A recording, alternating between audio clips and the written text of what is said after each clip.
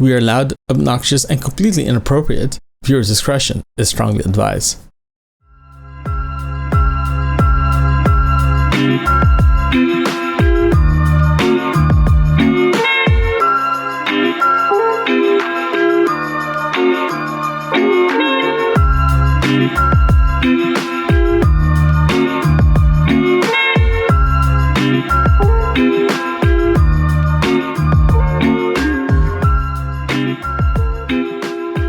Hello everyone and welcome to Camping with Lenny.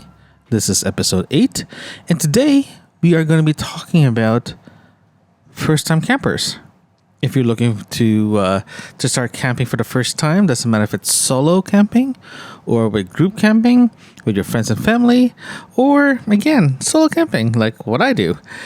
Before you go out there, I just want to make sure that you guys have the information you need to start your camping hobby. Camping adventures, that's the word I was looking for. Camping adventures. So here's the thing about camping. You don't need the most expensive equipment out there. You don't need the most cheapest equipment. You just need something that you can start with. It does not matter if you want to buy it or rent it or whatever, but I'm going to definitely suggest something. I'm going to suggest to you guys that if you are planning to go camping for the first time, rent your equipment. Why not? If you rent your equipment, at least you don't have to worry about storing your camp gear or trying to figure out where to put it, where to clean it, all that good stuff, especially if you're a first timer. I always suggest that when people are going for the first time, rent your equipment. I borrowed equipment for the first time I went camping many moons ago. I don't have to buy it. I just, hey, can I borrow your tent because I don't know how to camp yet? Or I just need to try it out for the first time. I'm not even sure if I'm going to like it or not. But borrow your equipment. Save your money. Just borrow equipment. You can borrow your tent. You can borrow your sleeping pad, even sleeping bags if you want to. Chairs, you can rent your chairs. You can borrow chairs from your family and friends. Just minimize your expenditure for the first time camping. Right, and always try it out. If you are planning to buy your equipment for the first time, and what I suggest is you just go to your local camping store and try it out. See how it's supposed to set up. Ask them to put a demo together, putting it together. Ask for a demo to put the tent together, for example, or lay down on a air pad, for example. They allow you to do that because it's a big investment. Right. So I always say to people, always borrow or rent equipment first before your first time. And that's a very big thing. The other one as well, too, is going camping is not like traveling. Traveling, at least you can have an idea of the weather that you're going to get into. In the world of camping, you have that flexibility to figure out how cold this is going to be outside or how hot it's going to be outside, but you have to be comfortable. So when you're planning to pack for the first time going camping, be prepared for everything. Especially if you're planning to go camping in the fall or in the spring. Be prepared. So always make sure that you prepare during the day, your clothing, during evenings as well too, and overnights, especially when you're getting ready to go to bed. Always wear something that you want to sleep in. At the same time, you don't want to take that outside because you do have bug spray. But all the way, we're going to go through all this very details. I just want to give you a high level because this episode can be potentially very, very long. So I'm going to keep it short for now, give you highlights of what we're going to talk about, then go straight to the big ones, okay? So clothing wise, you just have to be very, very cautious about the weather that you're going to be experiencing, okay? The other one as well too we're going to be covering is is food. Food is very, very important. Food is your morale booster when you go camping. You don't want to go camping that you're going to be miserable and trying to figure out what you're going to eat. Be prepared for your food. Always make a menu. If you're camping with friends, ask them to make a menu or talk to them, figure out what you're going to plan to have to eat. When I go camping with my friends, We meet up a couple of weekends before the camping trip. We go to a bar and just go through a list of what we're planning to have meals. What kind of meals we're planning to have throughout for the next 3 to 4 days, right? Even though we even plan what kind of lunch we're gonna have as soon as we get to the campsite. Right? Who's going to pick up the sandwich, for example, or who's bringing up the beers, who's bringing up the water, all that good stuff. So it's very, very important for you to find out exactly what you guys plan to eat and drink. So that's one thing. That's a big thing. The other item that I'm going to be going very detailed on is your campsite. Where are you planning to go camping? How far do you want to go? How close you want to go? You can go anywhere you want for camping for the first time. Especially you're going to solo, make sure that you know the area fairly good, so you don't have to worry about if something goes wrong. But if you're going to go with your friends for the first time, you're going to go with them.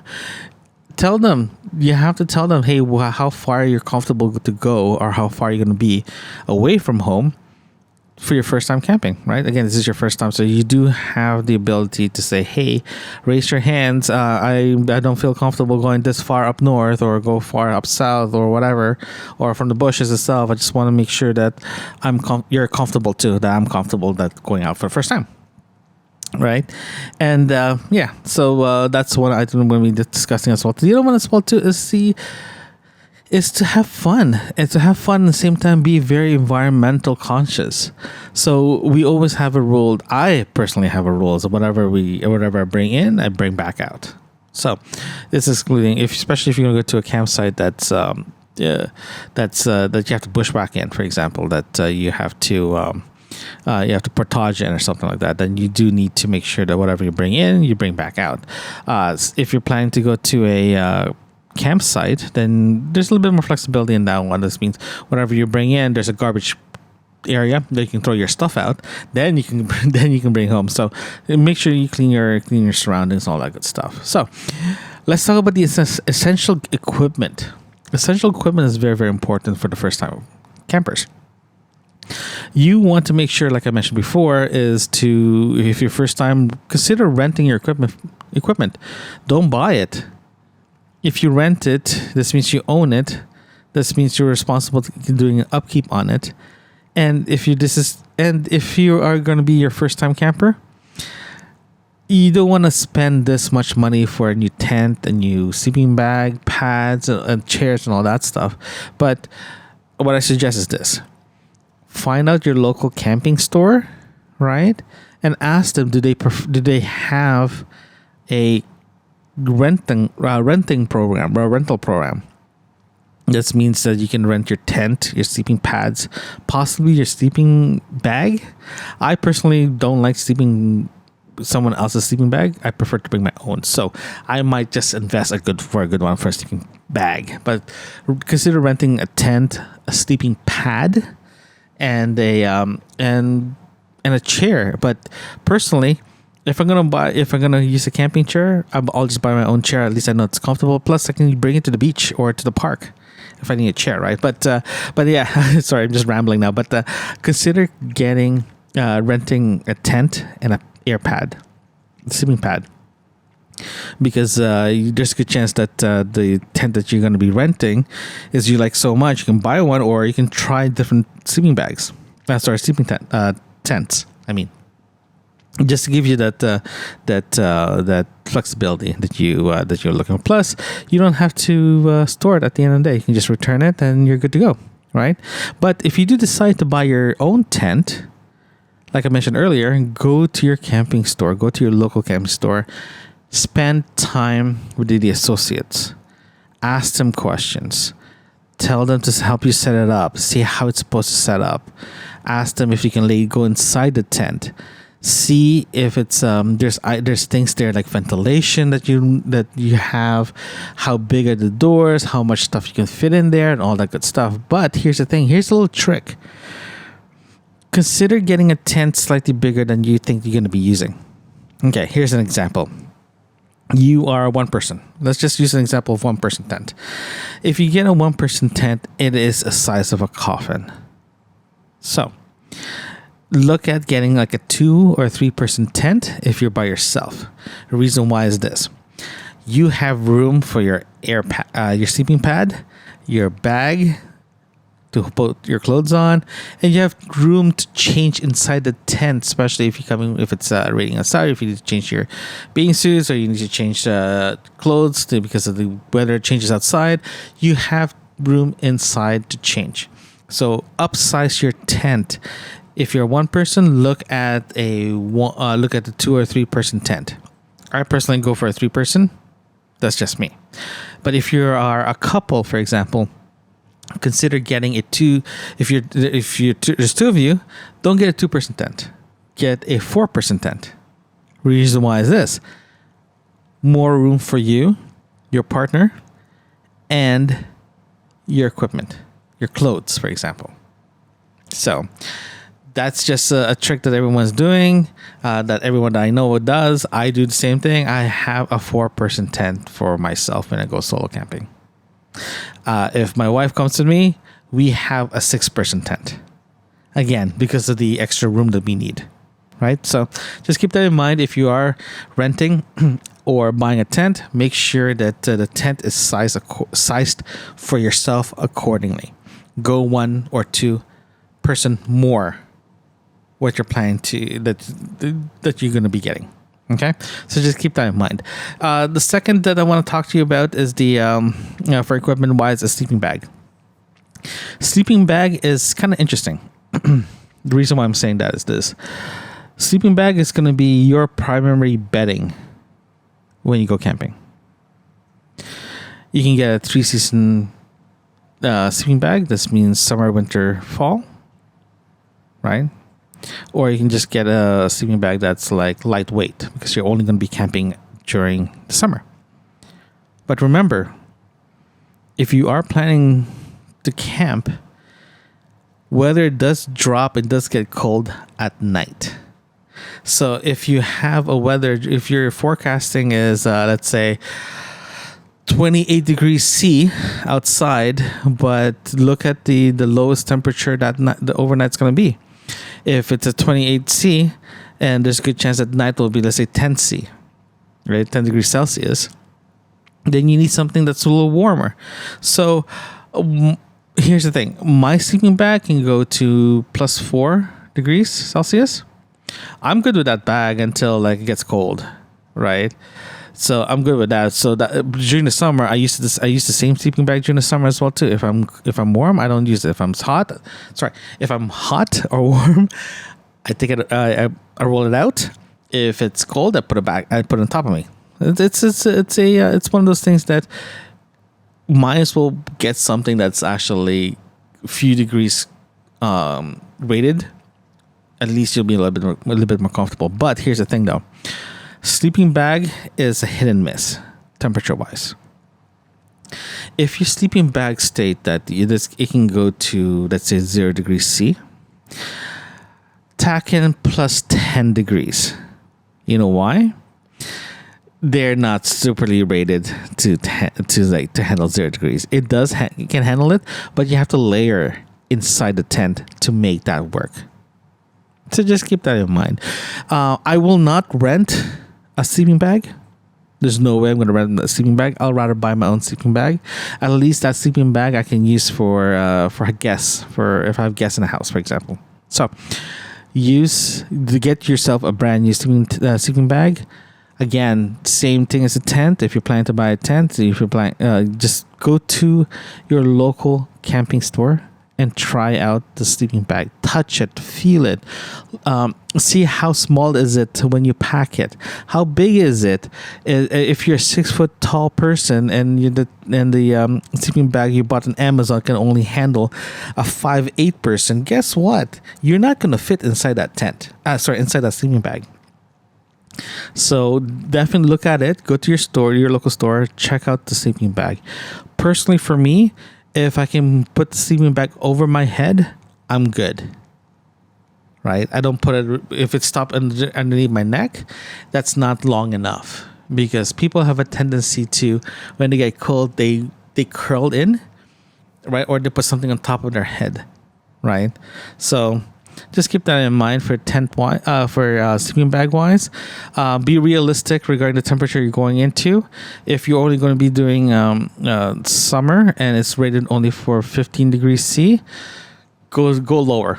Go lower. Might as well be warm than cold, because if you're cold, it'll be a miserable overnighter.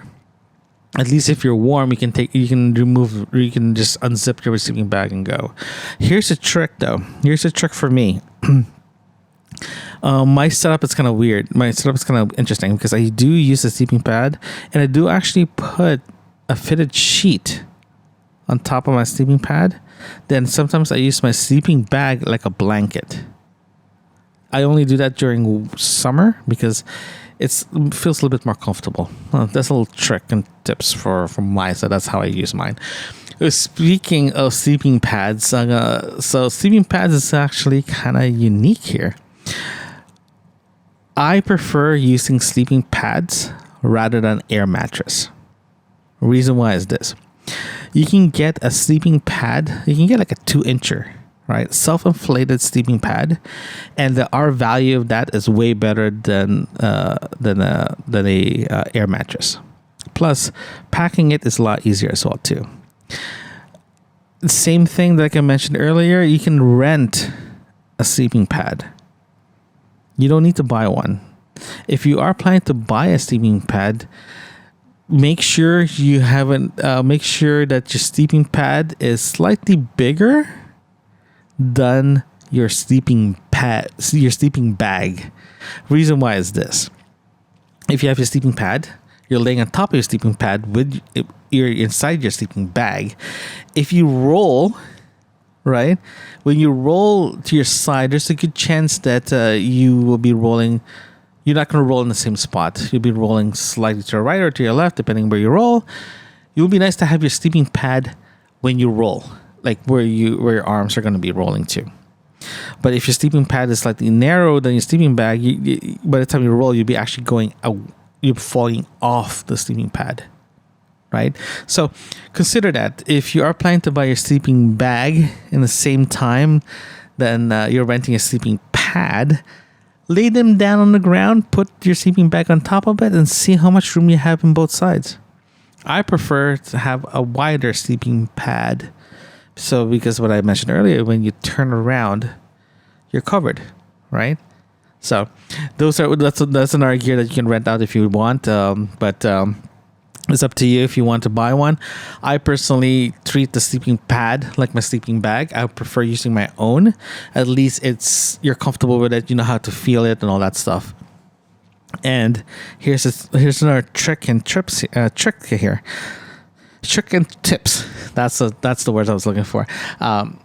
When you get your sleeping pad and your sleeping bag, set it up in your living room or your bedroom.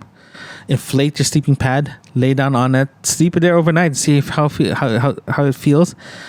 At least you get used to it. Don't set it up in the first time on your campsite, because there's things there that you might like. Oh, I wish I had my internet to read the instruction. Oh, I did not know this works. At least when you try it out the first time at home, you can return it if something goes wrong or if there's something you don't like about it. So just think about that. Set it up before you actually go camping so you know how to use it. Okay. The other piece of gear that I want to talk to you about is lighting. Lighting is very important, especially if you're going camping at night. What I use is a headlamp. I don't use a flashlight. I don't use my phone. I use a headlamp. You can get a headlamp anywhere you want to get it. You can get one for like $10 all the way to like $100 to $200 headlamp. You can get from rechargeable one or the battery ones. It's up to you which one you want to use. But I personally use a battery-powered headlamp with 3 settings. Four settings: low, medium, mid, high beam, and a red light. Okay. Let me tell you guys first about why I got a battery-powered one rather than a rechargeable one. Here's the thing, though. When I started camping for the first time, I always been camping without a power outlet. No power on campsite, like non-powered sites. I've been doing that since I started camping, I will never go back. I only use powered campsite once in my entire life. And I'll tell you guys about that later on. But typically I do non-powered sites. So having a rechargeable light back then was not an ideal situation, because if the battery died, it's easier just to replace it rather than charging it. Right.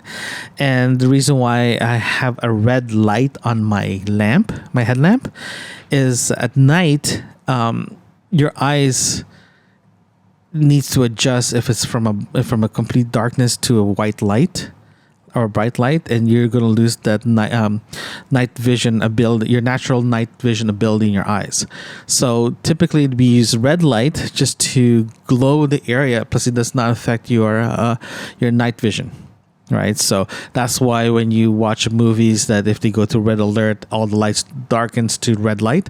That's the reason why, so they can adapt their eyes easy between the monitors and surrounding ambient light. Having the white light, it's distracting and all that stuff. But same thing, the same concept in camping. At night, I do use red light when I walk to the bathroom, for example, or I have to go to grab a beer or something. I don't use white light because of again, by the time you turn it off, your eyes takes a while to adjust. So that's light. I also have a lantern. Inside my tent, I do have a lamp, a battery lamp. Now I actually have a rechargeable lamp now, but the rechargeable lasts a long time.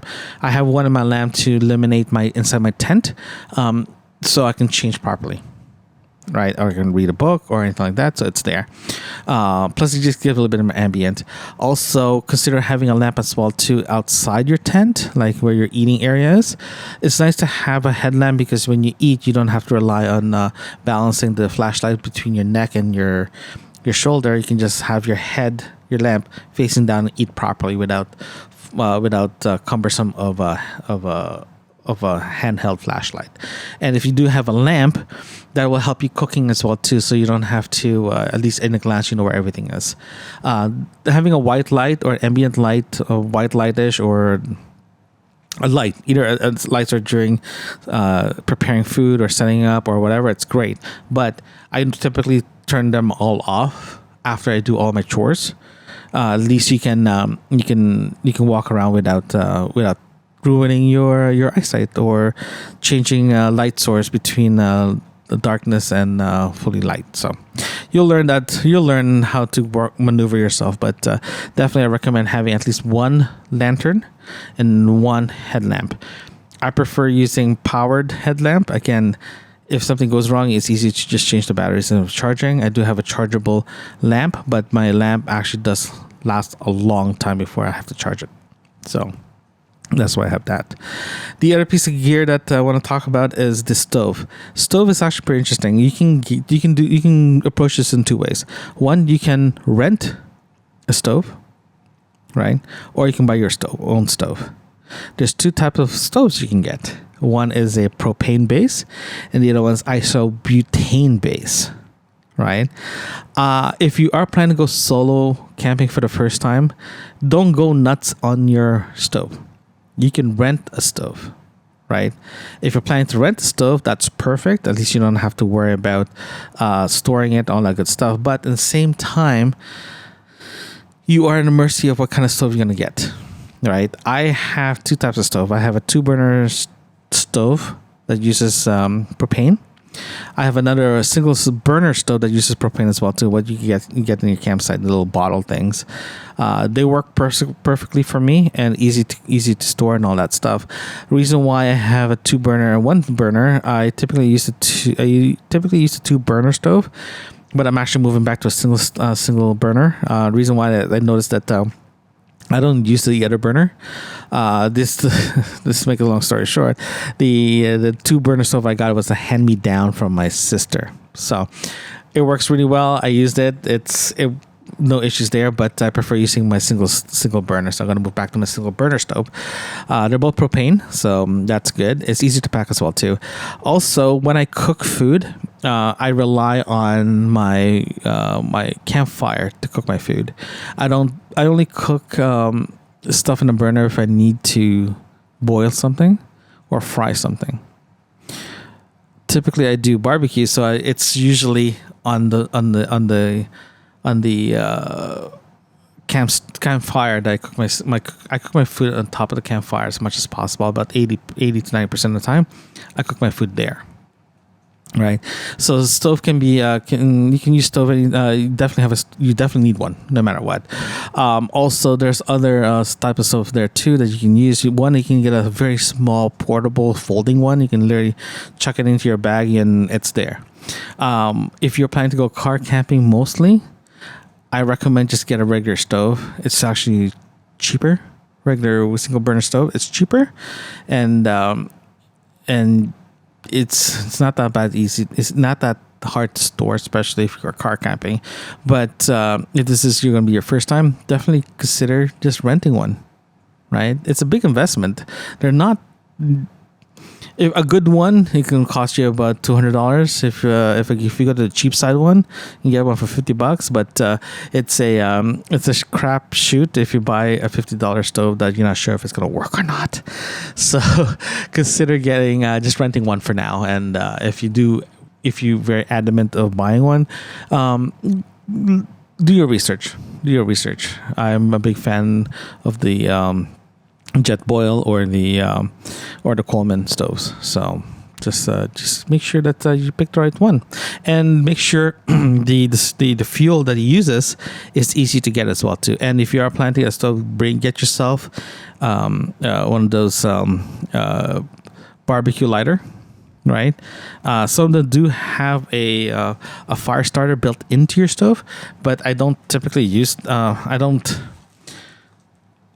They're nice to have, but if that goes down, you do need to replace it, or you do need to have your own fire source. So I use a barbecue lighter to start my fire. Okay. The other piece of kit that I want to talk to you about is the cooler. The cooler is very, very important. The word cooler explains everything. It just keeps your food and your beverage cold. Right? So pardon me, I just need to drink my coffee here. I was saying the cooler is very, very important to keep your food cool, and your drinks cold at the same time. So this one is up to you, depending on how big your typically everyone has a cooler. It doesn't matter if it's a soft bag or a hard case Coleman cooler or a Yeti cooler. There's two things you can get in cooler. One is powered cooler that you can put in a cigarette lighter, and the other one is just insulated cooler. I have an insulated cooler, and I have my cooler for past 10 years. It never failed me once. It never failed me at all. So it's up to you how you guys want to do your cooler. Typically, you're going to have one anyway. You can just already have one. Doesn't matter if it's a bag base or a hard case base style cooler. But you know what you need to cool. If you're planning to go summer camping, make sure you always have ice with you. It's always cold and all that good stuff. For liquids as well too. If you have a beer, you want it cold. If you have water, you want it cold. So keep that in mind how you want to do your cooler. Again, this is up to you if you want to rent one or buy one. I personally, same thing as the sleeping bag, buy it, because you never know when you're going to need it, especially if you're going to go do a cookout or a barbecue. Nice to have a cooler outside. All right, here's a little tricks. Here's a trick and tip for you in the cooler world here. What I normally do is it's kind of weird, but it does work very well. I layer my ice. So, for example, I put a bag of ice at the bottom of my cooler, put my meat, my food in the middle one that needs to be like ice cold, then my beverages and all that stuff. Then I put another layer of ice. Then anything that's like then I put another food, like anything that does not have to be ice cold. It can just be like the bottom layer will be frozen. The middle layer will be your regular refrigerator stuff, like your butter or corn or vegetables or whatever.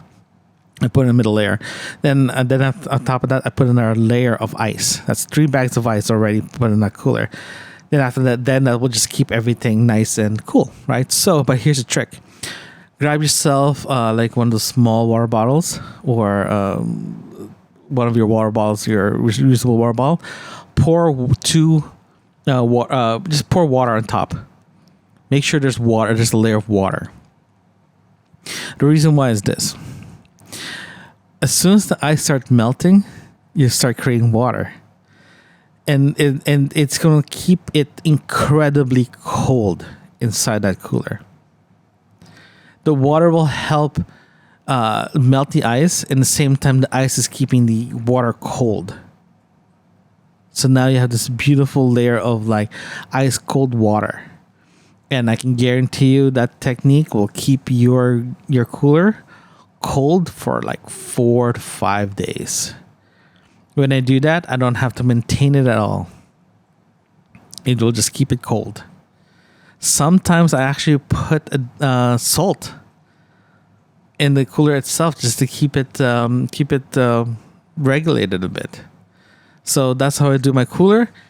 And to be honest with you, it never failed me yet. It keeps my food and my adult beverages and my water ice cold. Even my frozen foods remain frozen. I have to defrost them. That's how good it is. And at the end of your camping trip, when you're ready to leave, get rid of all the water as soon as you start packing, and open it up and leave it under the sun. So by the time you pack your car, you're ready to go. Your cooler is dry and you don't have to wipe it when you get home. So, little trick there. Okay, so the next one will be pots, plates, cups, and utensils. Okay, so I have a camping pots and pans kit that I got a long time ago. You can get those kits in Amazon. You can get one from your camping supplier. You can get one, they're not expensive at all. You can get one for $25-$30. There's you can get 3-piece one. You can use those are great. I've used as well too is I have bought a non-stick pan in a local store, and I used it for 2 seasons. And it works perfectly. You don't have to go fancy on your pots and pans. And you don't need to go fancy on that one. You can just get your own. You can get one for the dollar store or something. But again, just make sure that's fire rated. The good thing about the portable ones, it's easy to pack and ready to go. Regarding cups, I normally bring 2 usable cups. One is a coffee mug, right? And the other one's just a water bottle. The reason why I use those is easy to just pour water in there and drink water, and the coffee mug is just there to drink your coffee, and that's all I use. I don't use anything else. Regarding utensils, I do have a camping utensil kit I got for like dirt cheap during an off-season sale. They're 4-piece. You can use those. You do need to wash them every time you use them. But you can use whatever you have at home as well. That's fine too. Just remember, you are going camping outdoors. Don't bring the most expensive ones. Just buy something that you don't mind losing. But do yourself a favor. Get yourself a very good sharp knife, because if you do need to cut, you can use that. Plates. It's a little, let's just say, it can be very controversial. I use paper plates. The reason why I use paper plates is because I burn everything that I have on the fire when I'm done. So if I eat food, for example, then I use my paper plates to eat my food on it, right? Of course. And when I'm done with it, I actually just chuck it to the fire and just let it burn. That includes all the oils from the food and all that good stuff. The reason why is this: if you are camping in the wilderness, or even just in the campsite, there are animals out there. There are raccoons, there are deers at some points, there's bears as well too. You have to keep an eye on them as well too. You want to make sure that you burn everything so there's no trace of food, so they can just minimize your exposure to animals, especially raccoons. Raccoons are tricky little bunch of little critters. They love going into garbage and all that stuff because there's food there. So whatever you can burn and just burn it off, it'll be easier for you. It'll be easier to clean as well too. Plus, it's less garbage to bring away, to haul out, right? So that's what I use for plates wise. I never used reusable ones because again, I'd rather burn it so I don't have to worry about it, right? So that's that. And the last one in the essential equipment list is the camp chair. Camp chair is one of those pieces of equipment in camping that you'll be using more than your tent, especially at night. If you're in front of the fire, you need to have a good chair that you can sit on and not hurt your legs and all that stuff. So this is what I suggest you to do if you're planning to buy a camp chair. Doesn't matter what kind of camp chair it is, you have to sit on it. Go to the store, open it, assemble it, whatever. Sit on it for at least 5 minutes. Move around based on your sitting position. You change your sitting position. You want to slouch, you want to sit up straight, you want to do you want to Captain Kirk it? Just like, put more weight on one side and all that stuff and feel it. Sometimes camp chairs has this crossbar at the front of the chairs. It can actually pinch your legs. Right. And you don't want that. If you start feeling that and you're going to be there for a while, you're going to have a very miserable seat. So find yourself a very good camp chair and to be honest with you, if you like it, buy it. If you don't like it, just rent it. And you're not sure where you want to store it, don't rent it. Just rent it. But sit on that chair and make sure that you're comfortable on it. Because again, after you eat, clean up, first thing you're going to do is grab a beer. You're going to sit down in front of a campfire and enjoy your night. And you don't want to be uncomfortable. Just remember that. And make sure it's portable enough that if you decide to go to the beach, you can just pop it in your car, head to the beach, set it up, you get to go. And also, don't forget do you need a cup holder. Make sure there is a cup holder on that one. Right, so that's the essential gear that you should be bringing with you for the first timer. But now let's talk about clothing. Clothing is kind of unique. Unique in a way that this is not a fashion show. You're going camping to relax. So don't bring the most expensive clothes that you have. Bring something that you're going to be comfortable with. Remember, you have to dress for the weather. If you do that, you'll be prepared. Okay? Try to avoid cotton as well. The reason why is this. Cotton gets wet, it can get cold, and can get sticky and heavy, and it's just going to be miserable. Try to use synthetic materials as much as possible, synthetic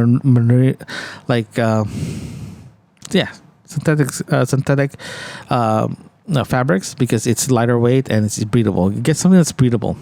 Make sure it's breathable. I personally have a shorts with me. A couple of pair of shorts. I do have a sweatpants that I use. That's waterproof. I use that a lot at night, especially if it gets cold. I also bring with me a sweater. Even during the summer, I bring a sweater during the summer just in case, because you never know how cold it can be overnight. I went camping one time. It was beautiful during the day. It was we were getting 25 and 28 degrees C outside, and at night it went down to like 10, between 5 and 10 degrees C at night, and then the temperature shot up during the morning. And I'm glad that I had a sweater, because I learned my lesson, because at one point I did not bring a sweater. Trust me, it was cold. And just bring a sweater with you. Again, just wear something that's like not super heavy. Just wear something that's lightweight enough, that plus warm at the same time. Remember, if you're gonna have clothes outside, this is the reason why I say that don't bring your most expensive ones. If you are planning to put bug spray, you are gonna spray the bug spray on top of your clothes, right? And it's gonna smell. And if you are in front of the fire, your campfire, your clothes will smell like fire.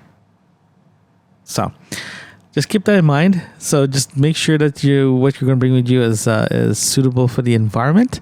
Regarding shoes, I typically just wear sandals and flip-flops during the campsite. I do have runners with me just in case that I decide to go hiking, but typically I'm a flip flop sandals kind of guy during campsite. And also one thing as well too, bring yourself a like shower shoes, like flip flops that it gets wet, it doesn't get ruined, but it's easy to dry. Just in case you decide to take a shower in the comfort zone or the comfort rooms with if you have campsite with a bathroom or a washroom, at least you can take a shower there. At least you don't have to walk around with your bare feet. Just saying. So always wear something comfortable. At the same time, bring a jacket or a sweater. This is not a fashion show. Please be generous. Don't go too crazy on the clothes you wear. For me, I don't know. Just for me, when I go camping for that's matter of 3 days to like 5 or 8 days, I treat it like a carry-on style trip. I just make sure that I put everything in my backpack and go. So, and also if you're planning to go swimming, there's a beach there. Get yourself a quantity of 2 swimwear. Because if you go to a beach or in the pool, after you use it, you want to rinse it and hang it, right? And if you decide to go to the pool and the beach again the next day, at least you have a spare one. So I normally bring 2 if I know that I'll be swimming in the water. So that's the camping wear thing. The next one I want to talk to you guys about is toiletries. Toiletries is very, very, very nice to have. I bring everything in other words, I have a toiletry bag that I use when I travel for work. When I travel, I use the same thing. The only thing that I make sure that I have with me is my shampoo and my body soap, right? Because they don't provide that. You have to bring your own, depending where you go. And deodorant, you name it. I just bring the same thing over and over again. But here's the thing, though: if you are going to go camping, try to avoid using anything that has smell to it, like a perfumey smell, because bugs do get attracted to those. So what I normally do is I try to find something that's like scent free. Then I use that. I don't use deodorant as well too when I go camping because it does attract insects and all that good stuff. So just be aware of that. Also, bug spray, like I mentioned earlier, bug spray is good to have. Use that. Also, I normally bring my own toilet paper as well too as a backup, because you never know if there's an emergency. Bring one. Bring yourself a hand sanitizer as well too. Again, just to keep your hygiene up, because you're going to be outside all day, all night. Right, so just be aware of that as well too, and do yourself a favor. Bring yourself a bag of Ziploc bags, because sometimes if you have a bar of soap, for example, and you don't want to just put it back in your bag, you just put it in a Ziploc bag to keep it separated and keep it dry inside your toiletry bag. And also bring extra quick dry towels. Not bring extra, but get yourself a quick dry towel, like a body towel, and also a face towel that quick dry as well too. Reason why is you can just hang it and let it dry really fast. I bring 2 of them with me. One's a hand face towel one, and the other one's a full body towel quick dry. After I use it, I'll just hang it in the clothesline or on top of my tent. It dries up in like less than 20 minutes. Then I fold it back and bring it back to inside my tent. Right, so just have that. Makes your life a lot easier. So yeah, that's the toiletry side. So also I forgot to mention, always bring a first aid kit. You can get really good kits again in your camping supply shop, or you can build your own. Make sure that you can find a list online. You can find a list of first aid kits if you want to build one online, because again, if something happened, at least you're prepared to use it. And make sure you know how to use your first aid kit. That's the key. You don't want to fumble around, try to cover a wound, and try to read instruction at the same time. It's not very fun. Okay, this is the last one. And this is the most important one. You guys ready? Food. I have a very, very strict rule about food. I'm going camping. It does not mean that I have to rough it with my food. If you listen to my last full camping trip in Port Barwell a couple of episodes ago, I actually had a filet mignon for dinner. Reason why is this. The reason why I'm saying that you don't have to rough it while you don't need to eat rough when you're roughing it. Eat well while you're roughing it.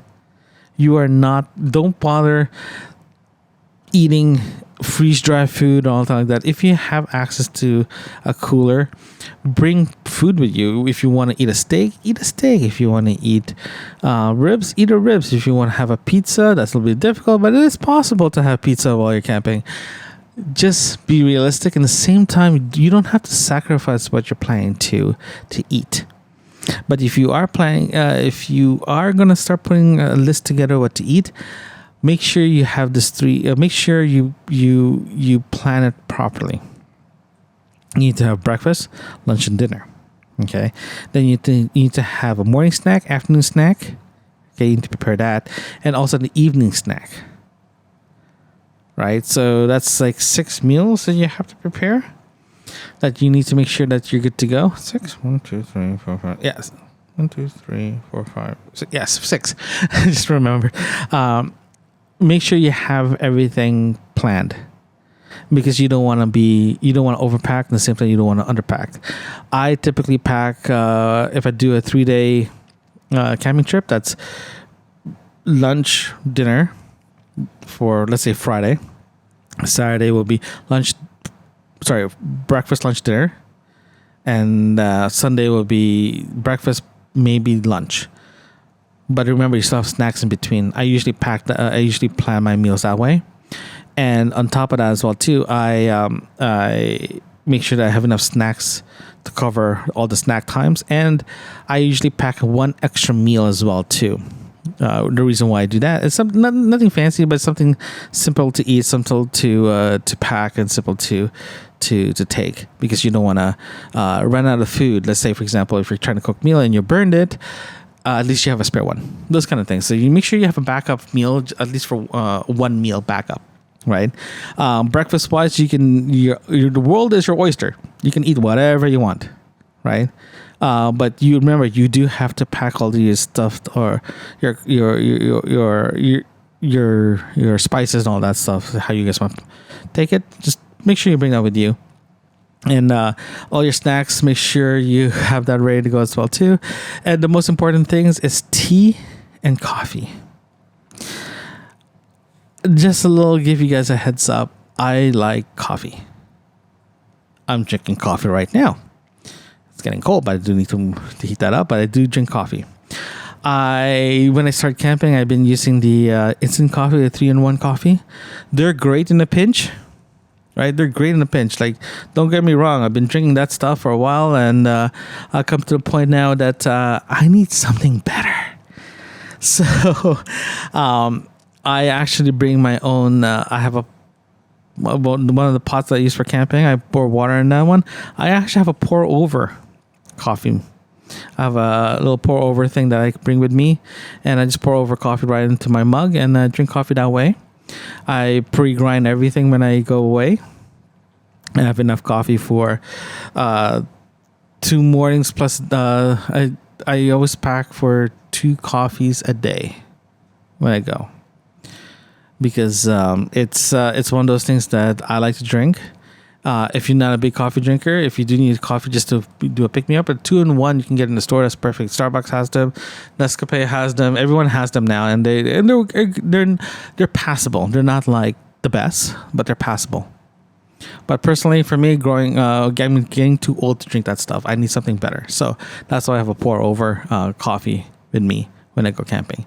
But again, it's depending on what your how you want to drink your coffee. The other one as well too that I forgot to mention is the canned goods and side dish and all that stuff. Bring some if you guys want to. That's actually my backup meal, is the canned foods or the side dish ones, because if something goes wrong, at least I have that ready to go. excluding my last trip because I forgot my vegetables and I had to do everything side dishes. That was fun. But if you're just make sure that if you do have a can entree, for example, or canned food, make sure you bring your can opener. How many times I see people forgot to bring their can opener when they actually, let's say, can corn, for example, they forgot the can opener and they can't open it, right? So if you're planning to have a dish or a backup dish or any type of, even equipment wise, make sure you have the tools to fix it or open it. That's a very key thing to have. So yeah. So that is the guide to your first camping trip. Make sure that all your essentials like your gear, your clothes, your toiletry, your meals are planned accordingly, so you don't have to worry about that. The other one as well too that I forgot to talk about, that I'm going to talk about now. I just remembered now that I mentioned earlier, is where to go camping. Camping is actually a very, very, in my opinion, a very intimate way to get to know yourself, especially if you're going solo camping for the first time. Doesn't matter if you're going with friends and family, but solo camping is very, very intimate. The reason why I'm saying that is it's just nice to be prepared for it. So when you are going to go camping for the first time and you're trying to look for a place to go camping for the first time, don't be ashamed to stay close to home. If something goes wrong, you can bail out. You can say, this is not for me. I'm going home the next day, for example. If there's an emergency, at least you know where the hospitals are, for example. And if you forgot something, at least you know where the stores are and the shops are. Make sure that when you go camping for the first time, you are comfortable to be out there. Make sure that you know you're aware of your surroundings, and at least make sure you have cell signals so you can call for help. So if you're gonna plan something, make sure you have 3 or 4 options to go and check out the area. Check out the area. What's outside the park, for example. What's outside the area where's near a hospital and all that good stuff. So at least you are prepared. At least you know where to go. And make sure someone knows where you are going to.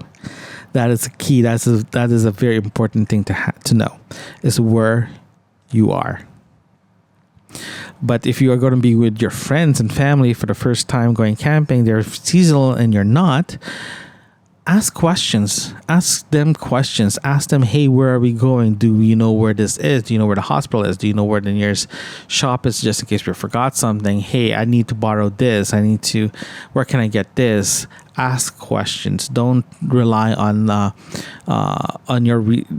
don't rely on research, or rely on your research, but get it validated with your friends and family that's been doing camping for a while, right? So don't be afraid to ask questions. Here's the story. I'll give you guys a little story. I went camping a few years ago with friends, and one of the campers that we went with, she didn't realize that she had heat stroke. Right, she had a headache. She just felt exhausted. She's been drinking a lot of water, and I looked at her. I'm like, "Are you okay?" And she's like, "No, I just don't feel good." So she has that look. She has a pale look of like exhaustion. So I had a feeling it was going to be heat exhaustion. So I did the skin test. So if you guys don't know the skin test, you can actually pinch someone's skin. If the skin snap back really fast, right? This means a person can be dehydrated. This means a heat stroke. If your skin is actually it bounced back, but it's not like immediate, this means you don't have heat stroke. So I did that test to her, like a simple test, and then I noticed that she's pretty dry.